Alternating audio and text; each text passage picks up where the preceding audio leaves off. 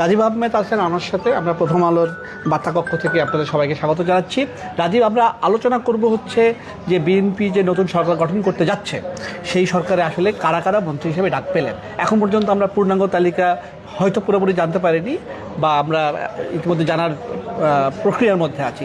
আপনার কাছে আমার প্রথম জানতে চাওয়া হচ্ছে যে কারা কারা।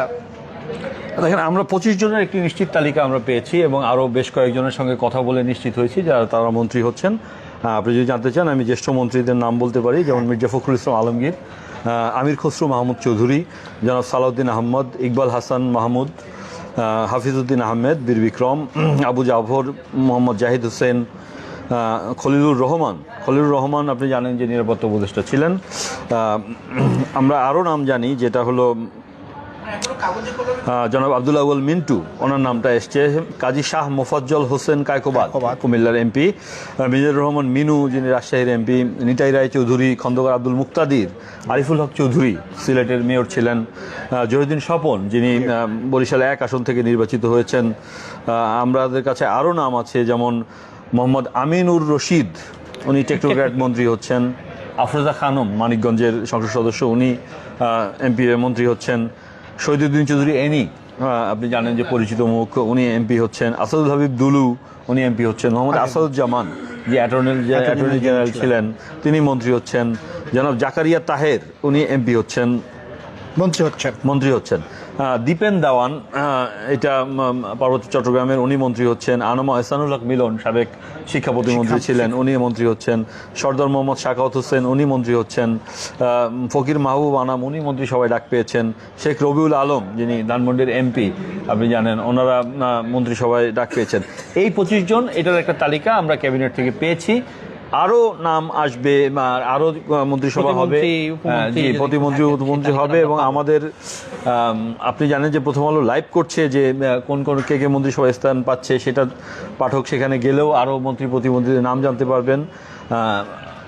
আপনার এই তালিকার বাইরে মোট 50 জনকে মন্ত্রিসভায় রাখা হবে বলে আমরা জানতে পেরেছি।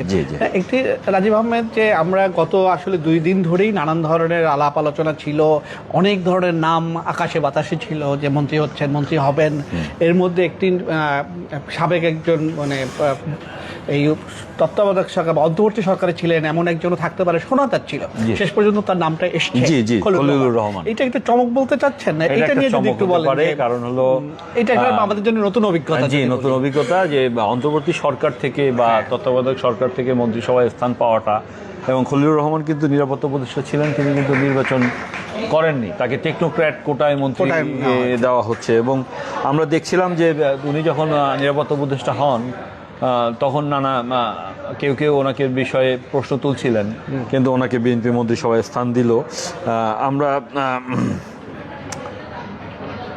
আপনি কি জানা আরো প্রতিমন্ত্রী যাদের নামগুলো পেয়ে থাকেন যদি একটু বলেন আমাদের। যেমন রশিদুজ্জামান মিল্লাত, প্রথম আলোর লাইভে গেলেই পাঠকেরা দেখতে পারবেন যে রশিদুজ্জামান মিল্লাত, উনি দেওয়ানগঞ্জ, বক্সিগঞ্জ, জামালপুরের ওখান থেকে বিজয়ী হয়েছেন এবং তিনি প্রতিমন্ত্রী হিসেবে ডাক পেয়েছেন।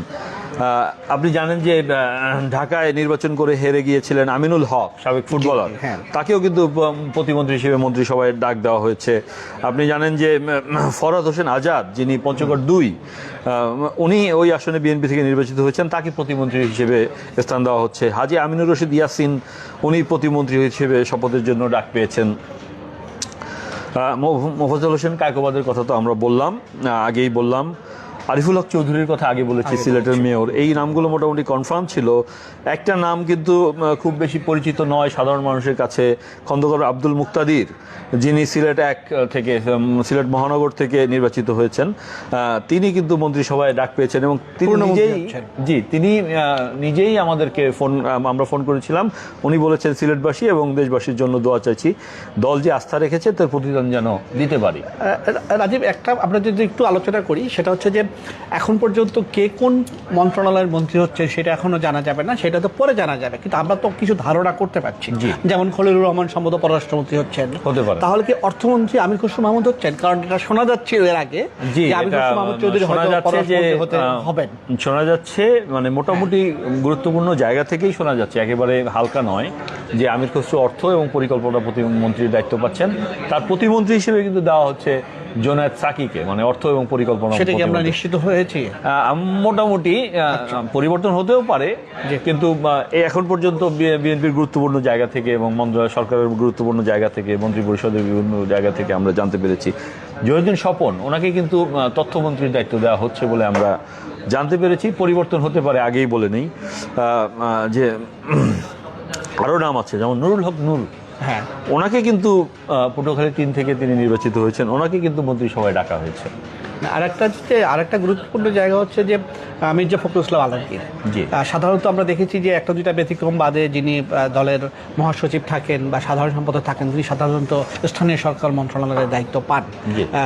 এবারও কি তাই হতে যাচ্ছে বলে মনে হচ্ছে? হ্যাঁ, এখন পর্যন্ত মনে হচ্ছে তাই হতে যাচ্ছে, কিন্তু দেখেন এটা পরিবর্তন হতে পারে, কারণ শপথ গ্রহণের পরে মন্ত্রিসভার দপ্তর বন্টন হয়। সেই সময় যদি প্রধানমন্ত্রী হিসেবে তারেক রহমানের কোনো পরিবর্তনের ইচ্ছা হয় অথবা দলের ভিতরে কোনো আলোচনা হয়ে পরিবর্তনের ইচ্ছা হয়, তখন কিন্তু পরিবর্তন হতে পারে। তো পাঠককে আমরা বলবো যে আমরা প্রাথমিক তথ্য আপনাদেরকে দিচ্ছি, আপনারা এটাকে নিশ্চিত ধরে নেবেন না, কিন্তু মন্ত্রিসভায় যে ওনারা স্থান পাচ্ছেন সেটা আমরা নিশ্চিত করছি। যেমন আরেকটা নাম যদি বলি, সেটাও আমরা ধারণা করছিলাম তাই হবে, যে আইনমন্ত্রী, খুবই গুরুত্বপূর্ণ একটা মন্ত্রণালয়, সম্ভবত সাবেক অ্যাটর্নি জেনারেল যিনি নির্বাচনের আগে পদ ছেড়ে দিলেন, তিনি ডাক পেয়েছেন, তিনি সম্ভবত। হ্যাঁ, মন্ত্রিসভায় 2 জন ডাক পেয়েছেন, একজন সালাউদ্দিন আহমেদ যিনি আইনমন্ত্রী হওয়ার কথা আলোচনা এতদিন শোনা যাচ্ছিল, এবং আসাদুজ্জামান আইনমন্ত্রী হওয়ার কথা শোনা যাচ্ছিল। এখন দেখেন সালাউদ্দিন সাহেবকে যদি শেষ মুহূর্তে আইনে দেওয়া হয় সেটা আসলে অবাক হওয়ার কিছু হবে না, আবার আসাদুজ্জামানকেও যদি দেওয়া হয় সেটা অবাক হওয়ার কিছু হবে, কিন্তু সালাউদ্দিন সাহেবের ক্ষেত্রে আমরা অন্য মন্ত্রণালয়ের কথা শুনতে পাচ্ছি।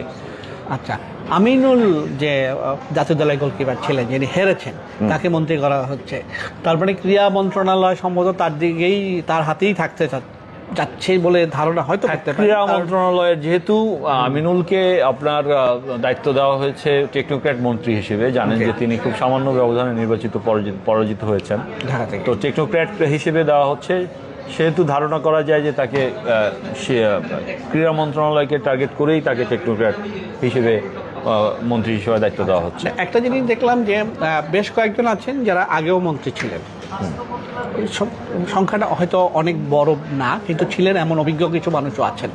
আবার একই সঙ্গে আমরা দেখছি যে বেশ তরুণ, প্রথমবার মতো নির্বাচন করছেন, তারাও মন্ত্রিসভায় স্থান পেয়েছেন।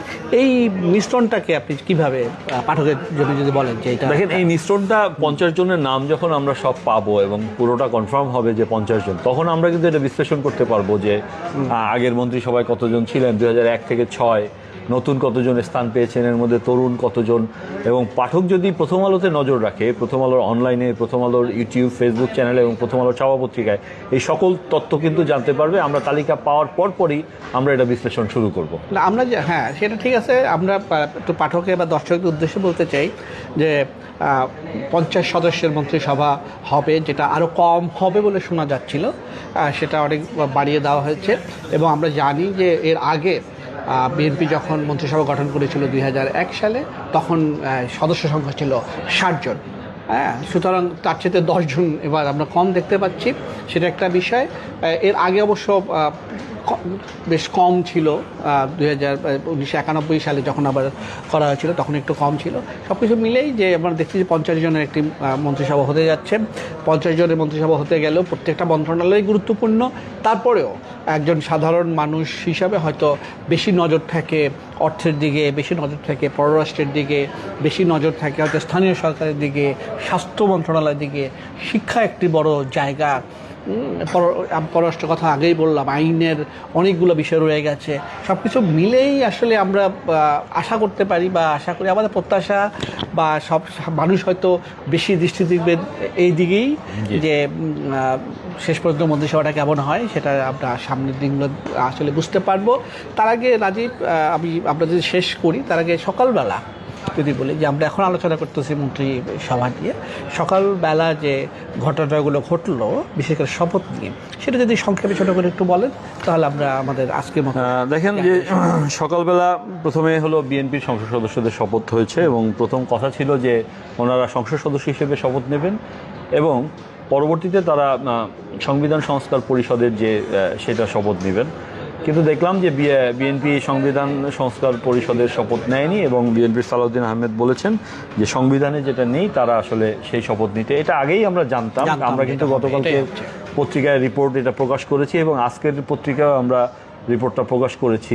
পাঠক যারা আমাদের পত্রিকা পড়েন তারা হয়তো এটা জানতে পারবেন।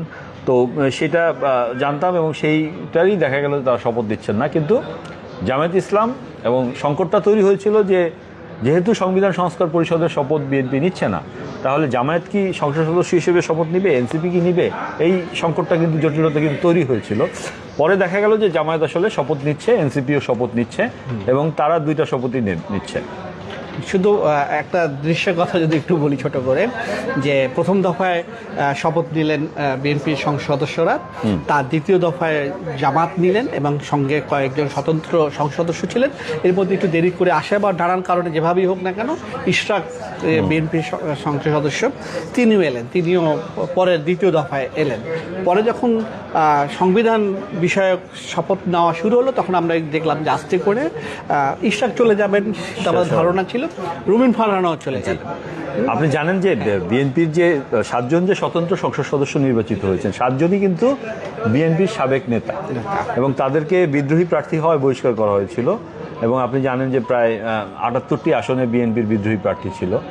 তো বিএনপির কারণে বিএনপি প্রায় 20-22টা সিট এই বিদ্রোহীদের কারণে হারিয়েছে বলা যায়। 7 জন নির্বাচিত হয়েছে। এই 7 জন আবার তারা কিন্তু আবার এই সংবিধান সংস্কার পরিষদের শপথ নেবেন কি না সেটা নিয়ে একটা প্রশ্ন ছিল। আমরা দেখলাম যে রুমিন ফারহানা আসলে ওখান থেকে উঠে গেলেন। যাই হোক, শপথ অনুষ্ঠানটাও সেই জন্য অনেক মানুষ খুব আগ্রহ নিয়ে দেখেছে, আমরাও দেখেছি সবাই মিলে, আমাদের রিপোর্টাররা ছিল তারাও ওখান থেকে তাজা খবর পাঠিয়েছে। আমি কি আপনাকে একটা প্রশ্ন করতে চাই, আপনার কি মনে হয় যে এটার মাধ্যমে একটা জটিলতা তৈরি হলো নতুন সংসদের ক্ষেত্রে? দেখেন, এই জটিলতাটা যে হবে সেটা তো আমরা আগে থেকেই ধারণা করছিলাম। বিশেষ করে যে সংবিধান সংস্কারের যে সমস্ত প্রস্তাবগুলো ছিল সেটা সবাই মেনে নিয়েছে ঠিকই, গণভোটও হয়েছে, কিন্তু বিএনপি তো অনেকগুলো নোট অফ ডিসেন্ট দিয়ে রেখেছে। সুতরাং শেষ পর্যন্ত বিএনপির অবস্থানটা কি হয়, এবং একই সঙ্গে তারা যেহেতু বেশ বড় মেজরিটি নিয়ে সংসদে এসছে, সুতরাং এখন আমি একটু অতীত স্মরণ করি যে বিএনপি কিন্তু যখন এই বিষয়গুলো হয়, তারা এই যে সাংবিধানিক আদেশ জারি হয় এগুলো কিন্তু তারা আপত্তি জানিয়েছিল এবং তারা কিন্তু একটা নির্বাচন হওয়ার জন্য সবকিছু সহ্য করে নিয়েছে, মেনে নিয়েছে। কিন্তু এখন দেখা যাচ্ছে যে বিএনপি আসলে 2/3 মেজরিটি পাওয়ায় অনেক শক্তিশালী অবস্থান থাকায় তারা কিন্তু এখন নিজেদের অবস্থানে দৃঢ় থাকছে। আপনার কি মনে হয়? না, আমার তো সেটাই দেখেই মনে হচ্ছে, বিশেষ করে সালাউদ্দিন আহমেদ যেভাবে কথাগুলো বললেন সকালবেলা, তাতে মনেই হচ্ছে যে বিএনপি তার অবস্থানটা আসলে আগে থেকেই হয়তো নির্ধারিত ছিল, তারা আজকে এটা খুব বেশি পরিষ্কার করলেন। তারপরেও ধরেন রাজনীতিতে শেষ বলে কোনো কথা নেই আসলে। শেষ পর্যন্ত সংসদ বসুক, সংসদে নিশ্চয়ই এই বিষয়গুলো নিয়ে আলোচনা হবে। আলোচনার পর সাধারণ মানুষেরও হয়তো অনেক কিছু চাওয়া পাওয়া আছে, তারাও অনেক কিছু প্রত্যাশা করেন যে কিছু কিছু পরিবর্তন আসবে। হুবহু পরিবর্তন না হলেও কিছু অংশ যেটা সাধারণ মানুষের চাওয়া সেই পরিবর্তনগুলো হবে। যদি হয় শেষ পর্যন্ত আলোচনা কি হয়, শেষ পর্যন্ত কোন জায়গায় এসে আমরা একটা রাজনৈতিক দলগুলো একটা ঐকমত্যে এসে পৌঁছায় সেটা আসলে বোঝার জন্য আমাদের একটা অপেক্ষা করতে হবে। এখনই শেষ কথাটা আসলে শেষ কথা বলে শেষ কিছু নেই। ধন্যবাদ। প্রিয় দর্শক, আমরা এখন পর্যন্ত যে খবর পেলাম সেগুলো নিয়ে আমরা আলোচনা করলাম। পূর্ণাঙ্গ মন্ত্রিসভা যখন পাওয়া যাবে নিশ্চয়ই আমরা আবার আসব, দপ্তর যখন আসবে আমরা আবার কথা বলবো, আমাদের অনেক মূল্যায়ন থাকবে, বিশ্লেষণ থাকবে, মানুষের প্রত্যাশার কথা থাকবে। এবং ততক্ষণ পর্যন্ত আপনারা আমাদের সঙ্গে থাকুন, আমাদের অনলাইন সঙ্গে থাকুন, আমাদের ছাপা পত্রিকার সঙ্গে থাকুন, আমাদের ভিডিওর সঙ্গেও থাকুন। সবাইকে অনেক ধন্যবাদ।